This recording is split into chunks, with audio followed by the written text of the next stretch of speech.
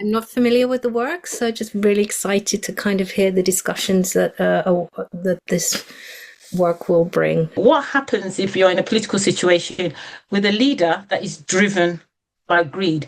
And how does that leader's input create a system in which greed thrives? In Tavaziva, there is an unrecognized genius that is not getting the credit really that it deserves within the British landscape. I saw it years ago with 8 dancers when it was first toured in the theatre that I was the artistic director of, and then I saw it again a couple of months ago. Such skilled, athletic, powerful, spiritually expressive dancers. The way that the dancers walked when they were not dancing, it was usually either in a hunched up manner or chest puffed out, they usually had fists or hands flexed at the wrist. They stopped, very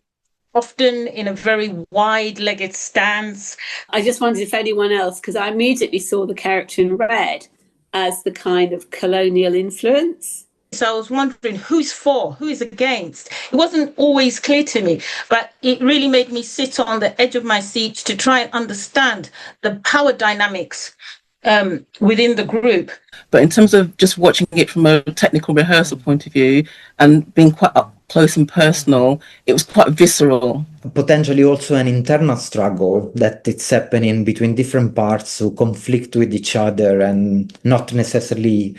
there is a leader, but it could also be a very internal issue of different parts fighting each other. And rather than develop what's their own, they want it easy.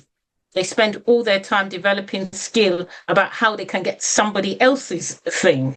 Our physical, creative, artistic expressions, our political, physical expressions, and what the body holds on to, the memories the bodies hold on to when we start looking at colonial past and colonial present.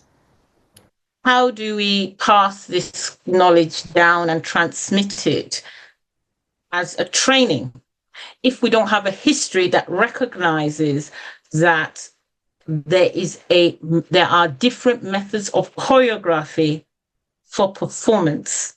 I have seen Bawren in rehearsals and also taking, the class, taking students in a class or the dancers. And I have seen how he works in a way using the drum. And it, he's the one who plays the drum.